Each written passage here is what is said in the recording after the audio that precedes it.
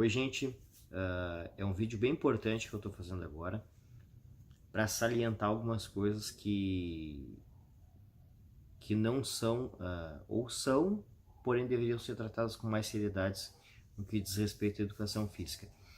Quem me segue no Facebook, me segue no Instagram, sabe que eu sou professor de educação física, eu trabalho em várias escolas e com várias faixas etárias. Essas faixas etárias, elas vão desde a educação infantil, né, crianças, até adolescentes, adultos e idosos também, né.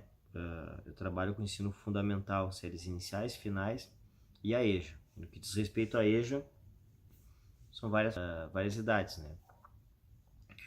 O que tem me chamado a atenção, gente, é que no que diz respeito a crianças e adolescentes, a grande maioria está tendo uma questão de não ter mais contato, não ter mais vivência com as atividades físicas.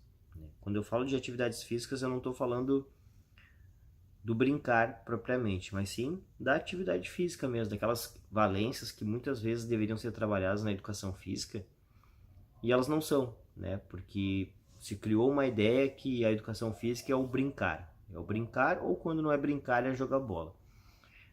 E aí isso aí atrelado com outras coisas, principalmente coisas que dizem respeito à questão da tecnologia, do celular, do notebook, elas vão fazendo com que a pessoa, né, no caso o adolescente, a criança, se torne mais e mais sedentário. E o que acontece em resultado disso? A criança sedentária, ela não tem estímulo, sem estímulo ela vai desencadeando várias outras questões que aí tem a ver com a questão da saúde, não é mais a questão do gostar da educação física, é a questão de trazer malefícios para a sua saúde. E isso se torna um ciclo vicioso, né? A gente, quando tenta conversar com alguns pais ou responsáveis e questiona sobre esse assunto, numa maioria das vezes a gente recebe algumas respostas do tipo: eu sei, mas é que ele não gosta de fazer, e eu também lá na minha infância também não gostava de fazer, e aí então, né, eu acabo deixando assim. Gente, lá na tua infância tu deixava assim, mas a tua infância e a tua vida naquela época era diferente. Hoje em dia, a nossa realidade ela é completamente diferente. Diferente por quê? Porque as pessoas elas não têm estímulo no que diz respeito à atividade física. Na grande maioria das vezes, qualquer coisa que a gente quiser fazer está aqui, ó, na palma da mão. É através do celular, do notebook, tu faz um pedido, tu faz uma solicitação, tu faz até mesmo uma compra, então tu não te movimenta mais como antes. E aí o que a gente acaba fazendo? Acaba passando toda essa realidade para os nossos filhos, né? Porém, lá no nosso tempo, lá no tempo onde tu também era assim e tu não fazia atividade física, a tua realidade era completamente diferente, né? Os estímulos externos que tu tinha para se movimentar e para se mexer eram outros. Então, mesmo aquelas pessoas que eram sedentárias naquela época, não eram tão sedentárias que nem as pessoas de hoje em dia. E aí, por consequência, quando a gente pega uma aula de educação física e trabalha algumas valências e alguns testes físicos de corrida ou testes de flexibilidade, a gente se depara com um grande número de adolescentes e de crianças que não estão dentro de uma faixa de avaliação adequada para a sua idade, né?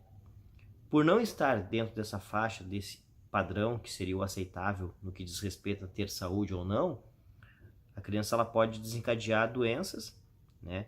Pode também desencadear questões que são relacionadas à hipertensão, questões que são relacionadas ao sobrepeso, né? Então, esse olhar crítico e clínico, que às vezes, né, e na grande maioria das vezes está certo, que a escola repassa para os pais, ele não é levado muito a sério, né? Ele é levado a sério, porém ele é dito assim: tudo bem, mas lá na minha época eu também era assim.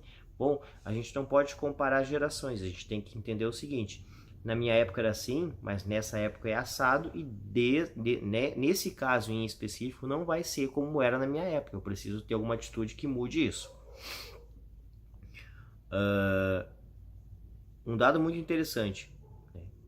Muitos e muitos alunos de diversas escolas que eu tenho trabalhado e tenho feito avaliação física né? Eles não se alimentam. Não se alimentam nem na hora do café da manhã, que seria nas avaliações quando elas acontecem com aquelas turmas que eu dou aula durante o turno da manhã.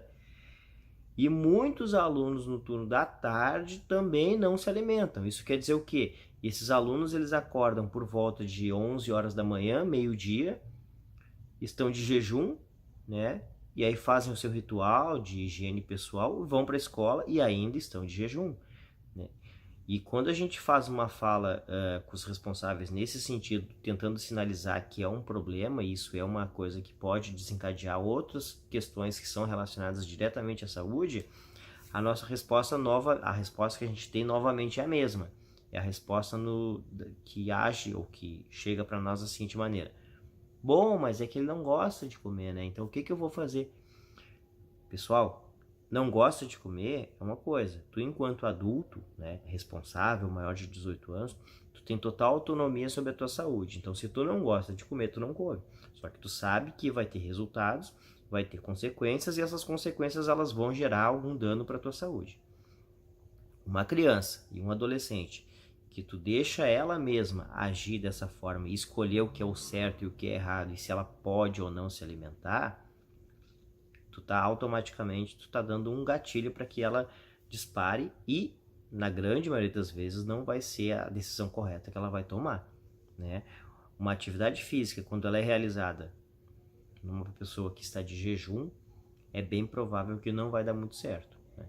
Existem tutoriais na internet de testes físicos para de exercícios físicos para serem feitos no jejum, porque daí tu vai perder mais caloria. Bom, isso não tem nada a ver com a educação física que a gente está propondo nas escolas, né? Então lá nas escolas o aluno ele tem que estar alimentado, ele precisa estar alimentado e a responsabilidade dele estar alimentado é de quem? É dos responsáveis. A gente, enquanto escola, a gente tem um leque de ferramentas que servem para tentar, de alguma maneira, estreitar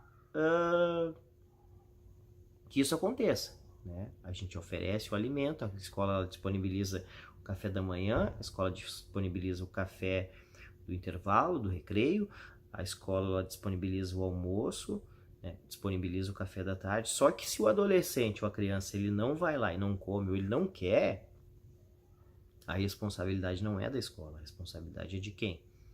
Da família. E a família, nesse sentido, eu acho que está pecando muito e é um dado que está cada vez aumentando mais e está gerando mais e mais problemas. E aí, quando tu vai se propor a dar uma aula de educação física, que é aula de educação física e não uma recreação, porque atualmente se criou uma ideia de que a educação física é brincar, é ficar brincando de pega-pega e brincando de jogar futebol, quando na verdade não é o que procede, né? Dentro da escola, a realidade da educação física é, de acordo com a sua faixa etária, dar vivência para as crianças com relação a brincadeiras, jogos, lúdicos ou não, e esportes, né? Porém, o que acontece por uma informação errada ou até intencional de alguns educadores físicos, se trabalha só aquilo que é o mais fácil, ou que é a paixão nacional. E aí fica só em cima do quê? Do futebol. É o futebol, o tempo livre é futebol. Então, o que acontece? A gente tem que quebrar essa cultura, né? A cultura de que o meu filho ele se governa, ele vai de jejum porque ele gosta e vai ser assim, né? A gente tem que quebrar essa cultura de que os exercícios físicos ou a educação física escolar é jogar bola e ter recreação, né? Isso faz parte da educação física, mas faz parte, não é a totalidade, não é tudo. Tudo não vai ser isso.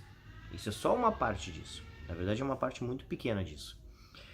E também a gente precisa tirar aquela ideia que na grande maioria das vezes, quando eu converso com alguns pais por um longo tempo, fica tatuada assim, de que, bom professor, é que eu estou tentando dar tudo isso, o bom e o melhor para o meu filho, porque lá na minha época eu não tive, eu sofri muito com isso, porque eu não tinha as coisas, eu não tinha acesso, eu não tinha isso e aquilo.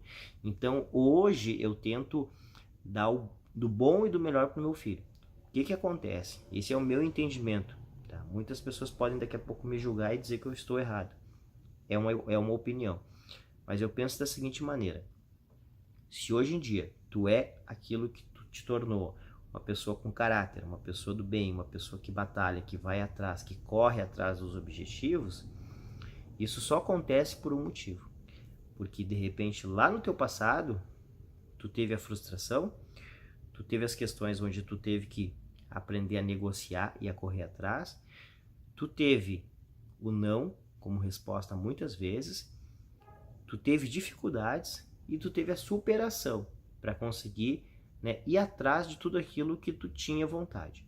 Hoje em dia, quando tu pega um adolescente ou uma criança e tu corta todos esses itens e promove tudo do bom e do melhor para ela, qual é o tipo de lição que tu tá dando? Que tu tá dando para essa pessoa, para essa criança no caso? Tu tá ensinando ela a lidar com a frustração? Não. Tu tá ensinando essa criança a lidar e a saber receber ou não? Não, provavelmente não, né? Tu tá ensinando que essa criança ela precisa dar valor àquilo que ela batalha e que ela corre atrás para conseguir? Provavelmente não. Então o que acontece? A gente não tem como colocar responsabilidades e um desejo de que a criança seja aquilo que a gente é hoje em dia, se a realidade que a gente está propondo para essa criança no atual, no hoje, não é a mesma que a gente tinha lá atrás. Então são coisas que a gente precisa tirar da cabeça. Ah, mas eu sofria, professor, então hoje eu não quero que meu filho sofra. Tu não vai condicionar o teu filho a viver uma vida de sofrimento, mas tu vai, sim, e isso é interessante, que tu coloque algumas situações e condições para que o teu filho entenda que as coisas não caem de mão beijada, precisa ter rotina, precisa ter uma alimentação adequada, precisa participar das coisas, precisa ser ativo.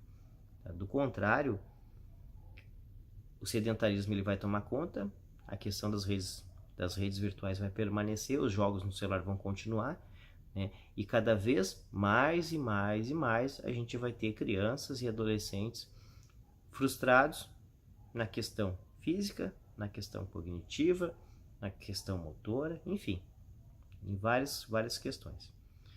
Então eu peço assim que vocês, na medida do possível, se esforcem, tá? A escola e todas as escolas que eu trabalho, elas se esforçam muito para conseguir auxiliar nesses fatores que eu listei, mas a gente sabe que é uma responsabilidade que, se não houver ajuda mútua da família, a gente não consegue trabalhar sozinho. Então, que os pais se esforcem, os responsáveis também, e tentem ajudar seus filhos e seus parentes para que a gente mude isso e tire essa cultura, né? Do contrário, realmente, fica difícil trabalhar a educação física dentro de uma escola quando o olhar que se tem lá de fora não é o mesmo olhar que a gente gostaria que tivesse aqui dentro, tá? Eu acho que todo mundo sai ganhando se a gente se esforçar um pouquinho. Então, um abraço a todos e muito obrigado pela atenção.